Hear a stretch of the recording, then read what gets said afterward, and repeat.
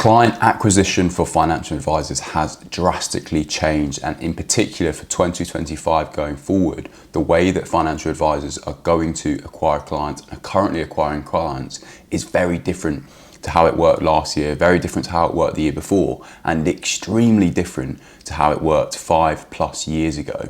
The issue is most financial advisors are still doing the things that people were doing 10 years ago in order to get clients, expecting it to work in 2025, and that is not the case. And it's the reason why you've got an empty diary, no one to see, and you're wondering where your next lead and client is going to come from.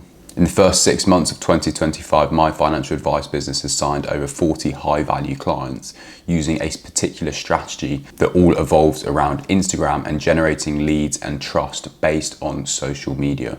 In this video, I'm going to break down the things that you need to be doing in order to acquire more clients in 2025 so that you no longer have an empty diary and wondering where your next lead is coming from, that you'll have so many leads to deal with that you'll be wondering what to do. If you're new here, my name is Max. As I say, I am a financial advisor. I run Hemmings Financial Solutions. Our strategy and system implements social media in order to generate clients for our business. Whether you've never posted on social media before, never even thought about exploring social media in order to generate leads, or you already have been posting on social media and Instagram already, this video is going to break down what you should be doing, the mistakes that most advisors make with social media, and then the solutions in order to solve that so that you can start generating more leads for your business. Firstly, regardless of how you're getting leads, there's two really important, or the most important aspects of being able to generate leads, and that is an offer and then traffic.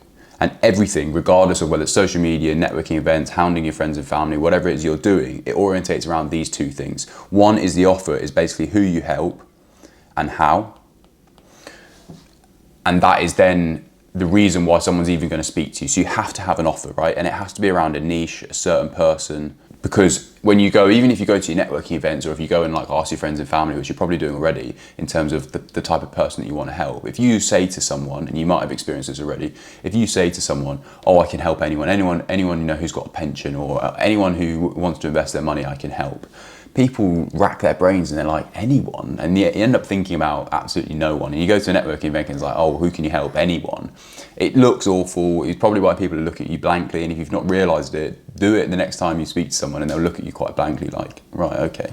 And so your offer is so important, in particular with social media, because when we start posting content on social media, everything has to orientate around our offer, because when someone sees that piece of information, that reel, the photo, whatever it may be, is it has to speak directly to someone, right? So you need to understand what their problems are, what their pain points are. You need to obviously have the information to solve those as well, which hopefully you do if you know anything about financial advice and information around finances. But who you help, how you help them, and you know, a bit about what you do, as in the journey of someone with them as a client, but that is all your offer. You should be able to say that in about 30 seconds of who you help and how, what their pains and problems are, and some of the things that you do for them. And it's got to be a niche, right? You've probably heard niche before. You need to have a niche, a certain type of person, your ideal client, right? Or your ideal client persona, ICP it's sometimes called. But that is all around your offer, and that is one of the most important aspect. Then the next is traffic. And what this essentially is literally just eyeballs. How you're taught previously was conversations, right? How many people can you speak to? And you probably might have someone that helps you with generating leads, whether it's someone who runs the practice for you, your business for you, or whether it's someone who's helping you try and develop your business. It's like, oh, how many conversations did you have this week, right? That is basically just traffic. And when we look at social media in the world of Instagram, traffic is views essentially, and people looking at your profile. The more traffic we have on your offer, the more leads you're going to have. So we need to do things that is going to generate more traffic, more people looking at your content. Previously, that was go to more networking events, speak to more people, hound your friends and family more. But when we can do this through Instagram, it's much easier, because we can post one piece of content and we can get 50,000 views on it, and that's essentially 50,000 conversations you're having, because you'll be having that conversation to the camera. So it's 50,000 people that you're speaking to, a bit like that I'm speaking to with you right now, is you're feeling like you're having a conversation. That's part of traffic, which obviously is going to go into my offer. Hopefully you know what my offer is by the time we've gone through this video. So in essence, we have to have a strap line of exactly who we help, that direct person that we're helping, and then we need to try and generate as much traffic as possible to that person. And as I say, we do that through Instagram, the traffic, because if I can post a piece of content and it can reach 50,000 people in one day in my morning, you're going to have to go to probably, I don't know, a year's worth, probably more, of networking events in order to be able to generate the same amount of traffic. In order to be able to generate traffic, it evolves around content, and then our content is then a whole different story in terms of how we're generating traffic and how we're relating that to our offer. Now, the issue with Instagram that most financial advisors have is that they don't have an offer, they're not generating any traffic, and their content is rubbish. And so when all three of those happens, is why you're not getting any leads on Instagram. So when it comes to Instagram, and in particular what financial advisors are doing, typically there's three types of people. There's someone who does absolutely nothing, maybe has a profile or doesn't have a profile, but does absolutely nothing, right? And not utilizing it at all. There's someone who posts random stuff, copies content. Normally it's poor quality and a poor copy at that, and gets no leads. Needless to say, this person gets no leads as well. And then there's a third type of person that I see in terms of posting a lot of lifestyle content, you know, walks, dog walks, what they had for lunch, what they do in the gym.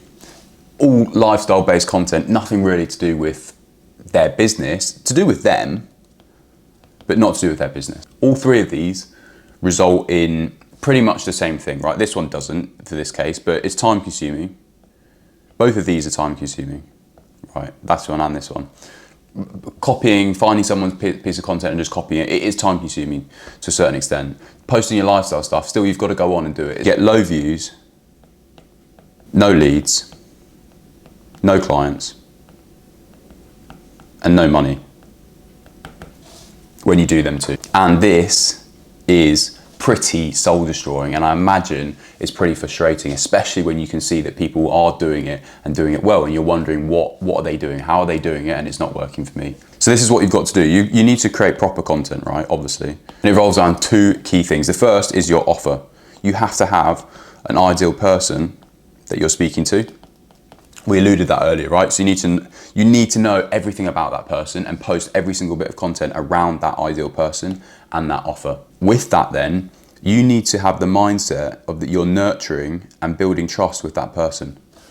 That your every bit of content is one nudge, one little ladder, you know, spring in the ladder, whatever it is, sprung in the ladder, I don't even know what the saying is, but every little step that someone's taking, that someone's watching that piece of content and you're slowly nudging them into trying to get into contact with you and becoming an actual lead from that perspective. Everything you do is about building trust. The reason why this is so important, because if someone doesn't trust you, they're not going to reach out and become a lead. They just won't. So you have to be doing everything you can in order to build trust. So how can we do that? And again, it's linked to your offer and it's linked to your content. Is talk about their problems, talk about their pain points, and provide information based on those.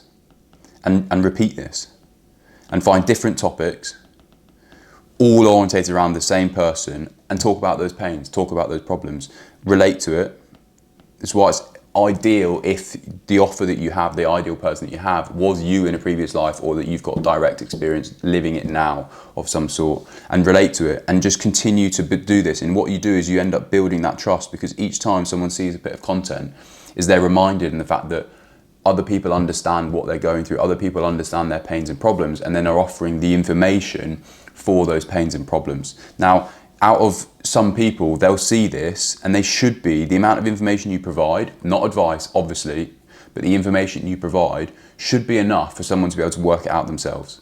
And if you get to that place where you're worried about how much information you're giving, that it's so valuable and so good information that they might not come to you in the first place, that is the right thing to be doing, because there will always be people who want to do it themselves, regardless of the industry, whether it's PTs, whether it's cooking stuff, whether it's financial advice, insurance, mortgages. There will always be people who want to do it themselves, right? The DIYers. Even, you know, in your house, there'll always be someone who'd rather do their own kitchen than just pay someone to do it, you know, a professional for them. There will always be that. They're not your client. It's the people who see this and go, you know what? I've built trust. He understands me. He serves exactly my person.